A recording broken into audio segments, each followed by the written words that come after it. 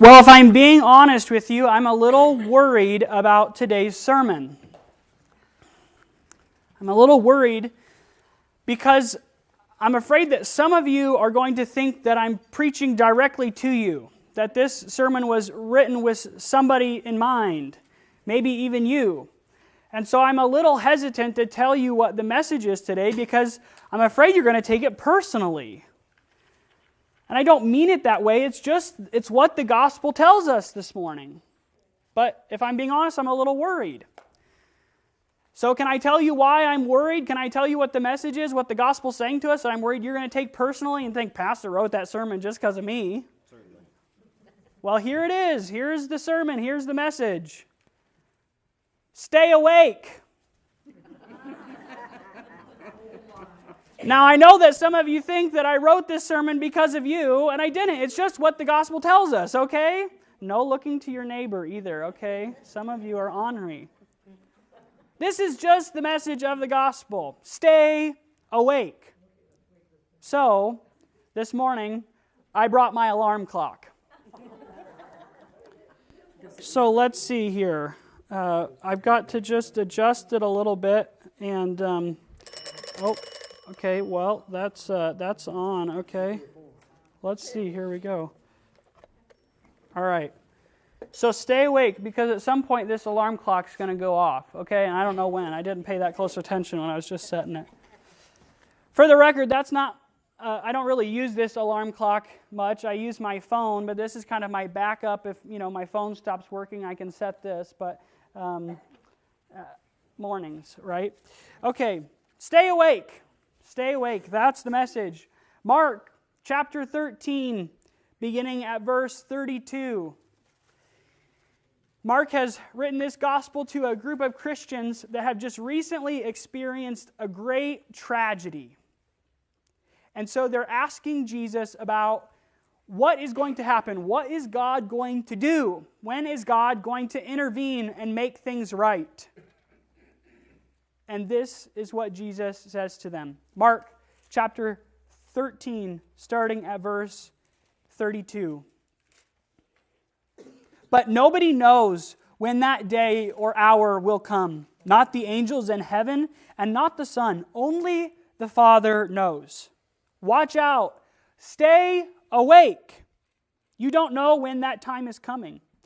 It is as if someone took a trip, left the household behind, and put the servants in charge, giving each one a job to do, and told the doorkeeper to stay awake. Therefore, stay awake. You don't know when the head of the household will come, whether in the evening or at night, or when the rooster crows early in the morning at daybreak. Don't let him show up when you weren't expecting and find you sleeping. So what I say to you, I say to all, stay awake. So, friends, family, that is the message this morning. Stay awake. Don't fall asleep. So as I said, Mark is writing to this community of Christians who had experienced a great tragedy. Just a few years before Mark begins to write this gospel, Rome came and destroyed the temple in Jerusalem. That was the hub of worship for the Jews who had begun to follow Jesus. That was the place where they connected with God. In fact, they kind of believed that place, the temple, was really that was the place that they met with God, and what kept all of creation held together was this place called the temple. And Rome came in because they were tired of being oppressed and they tried to revolt. Rome came in and destroyed it. So they are saying, God, you told us, Jesus said he was coming back. Well, if not now, when? If not now, when? So Mark writes to these Christians who have experienced this great tragedy. And he reminds them of the words of Jesus. Nobody knows when that day or hour will come. Not the angels in heaven, not the Son. Only the Father knows. So, stay awake. They have experienced this great tragedy, a time of great uncertainty. Perhaps we have just a little bit of a taste of what it lives like to live in uncertain times. Perhaps we sense that uncertainty in our world today. Even then, Mark is reminding them, Jesus wants you to stay awake. So for us this morning, stay awake. Even in those circumstances, Mark wants those Christians to be watching for Christ. So he reminds them of this parable in verse 34. It is as if someone took a trip, left the household behind, and put the servants in charge, giving each one a job to do, and told the doorkeeper to stay awake. James Waters comments that the estate that this person leaves behind is not the estate in this story is not the church. It is the whole world.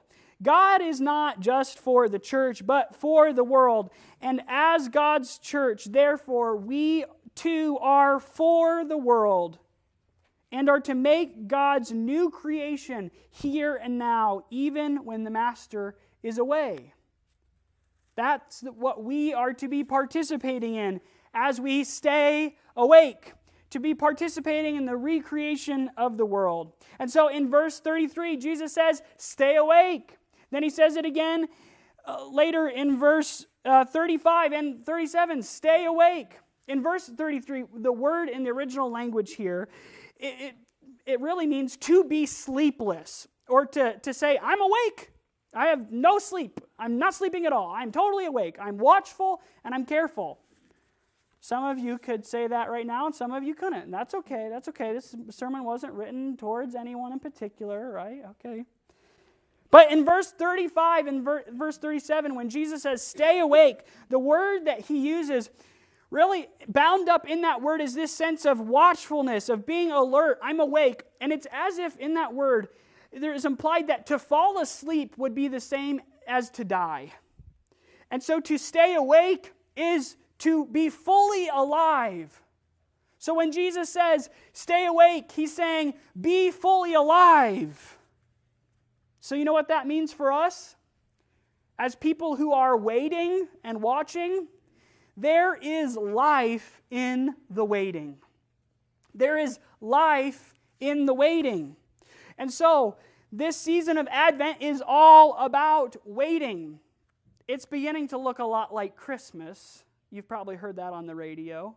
And it's beginning to look a lot like Christmas in here. But the truth is, it's not Christmas yet. If we just jump to Christmas, we're skipping this whole great tradition of the church in which we position ourselves into a season of expectation, of waiting, of learning how to be patient for the Lord. And so, we light the Advent candle to remind us we are people who are expecting Christ to be present. We have great expectation. We have great hope that Christ is coming. Well, I better say that again. We have great hope that Christ is coming. Amen. We're people who have hope. We expect. And so we stay awake. The truth is, though, it's hard to stay awake. Hardest time to stay awake in my whole life was when I was in college, Sunday morning at church. God bless Pastor Quanstrom. He watched me sit there and sleep through every sermon he preached for a whole year. It was awful. I would say, this week I'm staying awake. And I would find myself totally bent over in half. Couldn't stay awake. It's hard to stay awake. And if I'm being honest, it's not fun to have the name Matthew and to fall asleep in church. I remember as a child, Pastor Barrick would be preaching and I would be up at the front with all the kids and I would start to doze off and he'd say, and Matthew says, and I would shoot up, my eyes wide as a deer. Who's talking about me? It's hard to stay awake. It's hard work. It's not easy. But the truth is, when we stay awake, we find in the waiting a greater sense of rest than we have ever known. Did you hear that? That when we stay awake, when we stay alert to the presence of Christ, even though it's hard work, we find in that posture a greater rest than we have ever known. But when we stay awake, we discover it is there in our waiting that we are granted rest. There's this story about John Wesley that's probably the most famous story about him. He had met with this group of Christians and they were discussing the book of Romans, and he was really feeling like he understood what salvation was. And he had been raised as a Christian and he would profess Christ, but he did not feel as though he knew what it meant to be saved. And they were having this long conversation about Romans, and afterward he's walking along the street on Aldersgate Street. It's called the Aldersgate Experience. And he says that he sensed the presence of Christ and he felt that his heart was strangely warmed. His heart was strangely warmed. And in that moment, he sensed Christ coming to him and he recognized the reality of his salvation, that God had saved him. So, my friends, God has saved you. God has saved you. You are saved. How many ways can I say it? You're not saved. You are saved. Amen. You're saved. You're saved. His heart was strangely warmed. In that moment, he recognized that Christ was coming to him. Christ, in that moment, was born in John's life all over again. So we sang this morning. We had to sing this morning, O little town of Bethlehem, to hear this line, O holy child of Bethlehem, descend on us, we pray. Cast out our sin and enter in. Be born in us today. And so that becomes our prayer as we are waiting, as we are staying awake. Christ, be born in us today. Stay awake, friends. Stay awake to the ways that Christ wants to be born in your life today for the sake of the world that God so deeply loves. John Foley says this, patience. If there were nothing worth waiting for, such a virtue would be silly. Yet the birth of Christ into this world and into our hearts is quite worth the waiting for. Some object that his birth has already happened, but it is still in the process in surprising, mysterious ways. We are still mean to our neighbors. We still hide truth from those we love. We still envy and lust after what is not ours. And the terrors of evil lurk all around us in this 21st century. What should we do? Try harder? Yes, but the real answer is patient waiting and welcoming the gift of God, which is the Spirit, to be born into our lives and to contribute to this world in every way that we can. The remedy to all this turmoil in the world, do you know what it is? It's not just doing more. It's learning to find Christ's presence. It's learning to see where Christ is being born. And so the truth is that the world is recreated one person at a time. Do you know that? You cannot change the whole world. I have a friend that always says, you cannot change the whole world, but you can change someone's world. And that's how the world is transformed, one person at a time. So here in our own little corner of the world, may we be a place where persons are being transformed into the likeness of Christ and thereby joining God's redemptive purposes for creation. So how do we stay awake? How do we actively wait and watch for Christ? We participate in the recreating of the world. And we've shared one way that you can do that, these crisis care kits. You know what? You can't provide for everyone in the world, but you might be able to provide one bag of materials for someone's world that has just been destroyed. And in doing that, you help God to recreate the world, to make it new, to redeem it. So we participate. And we learn to be better watchers, just like John Wesley, who took the time to notice Christ is coming to me in this moment. And you know what? He wrote it down so that he might remember, and others have read that, and it's formed and transformed others. So I want us in this season of Advent to take a note from John.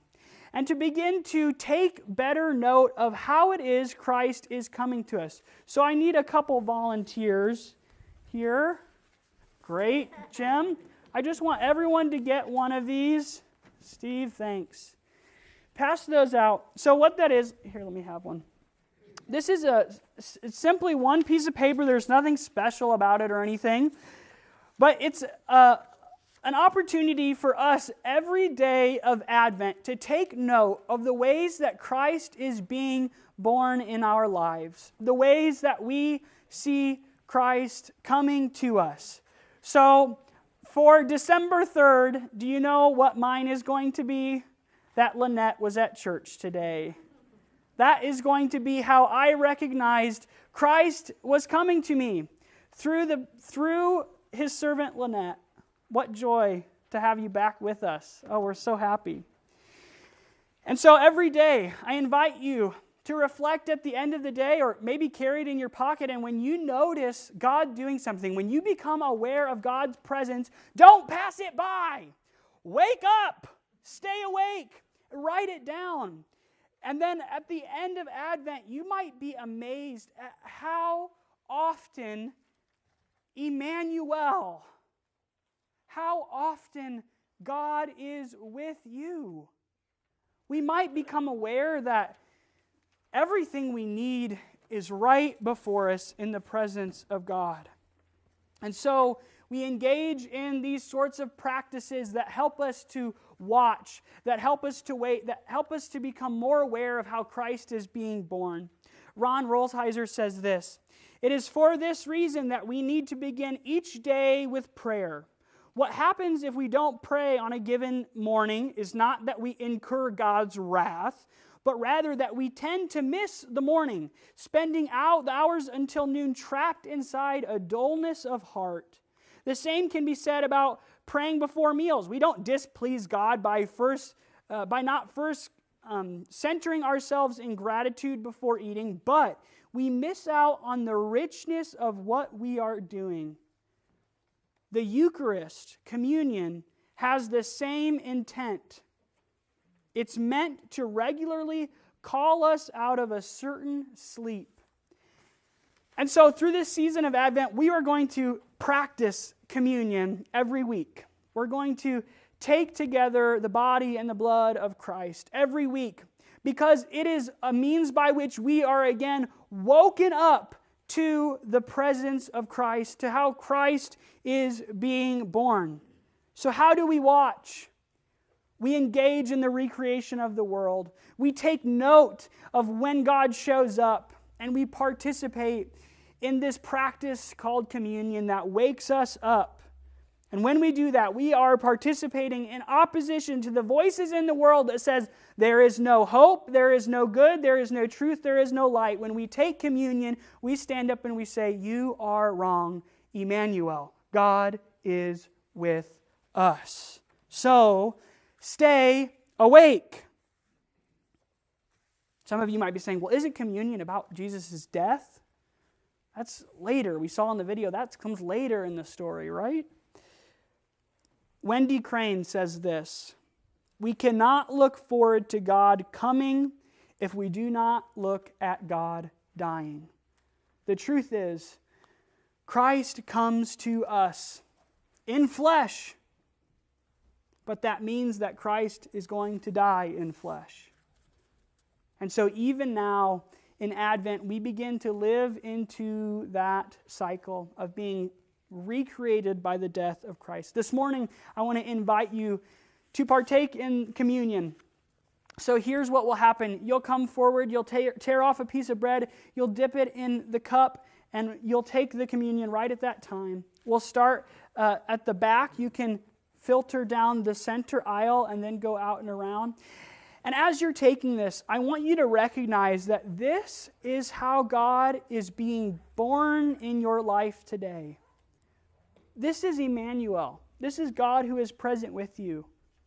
So recognize that as you partake in these elements. We're reminded that on the night Jesus was betrayed, he took bread, and when he had given thanks, he broke it, gave it to his disciples, saying, "Take and eat.